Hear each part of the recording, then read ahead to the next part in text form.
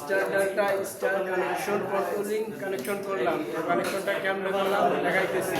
একটা magnetic contactor, overload relay, auxiliary আর একটা ম্যাগনেটিক কন্ট্যাক্টর এবং অক্সিলারি আরেকটাও নিছি, সেটার অক্সিলারি নেই এই দুইটা অক্সিলারি নেই মেন ম্যাগনেটিক কন্ট্যাক্টরে অক্সিলারি নিছি শুধু, আর ওভারলোড নিছি। তো মেন কানেকশন হচ্ছে যে সোর্সের থেকে আমরা ওভারলোড রিলে 95-95তে কানেকশন করছি, 95 থেকে 96 থেকে বাইর করছি, 96তে বাইর করে অফ সুইচে ইন করছি, অফ সুইচে ইন করে আউট করছি, ওয়ান সুইচে আউট করছি, ওয়ান সুইচে আউট করে ইন করে আবার আউট করে নিয়ে গেছি কয়েলে, আবার মাঝখান থেকে একটা লেসিং করছি। লেসিংটা হচ্ছে এই যে একটা লেসিং, এই লেসিংটা করে নিয়ে আসছি অক্সিলারির এনোর থেকে বাইর করে কয়েলে নিয়ে গেছি।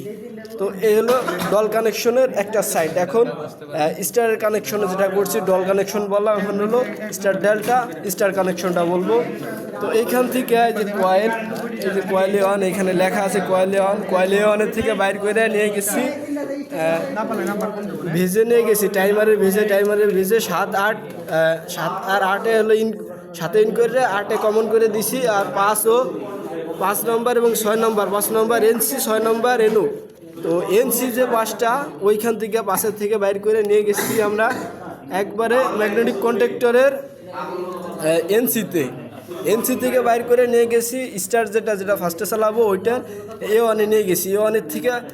A1 নিয়ে এটার পার্ট দিছি, আর নিউট্রালটা বাকি আছে। আর 6 নম্বর থেকে একটা কানেকশন বাইর করছি, 6 নম্বর থেকে কানেকশনটা বাইর করে আর একটা ম্যাগনেটিক কন্ট্যাক্টরের অক্সিলারির এনসিতে নিছি, এনসি থেকে বাইর করে আর একটা ম্যাগনেটিক কন্ট্যাক্টরের A1 দিছি।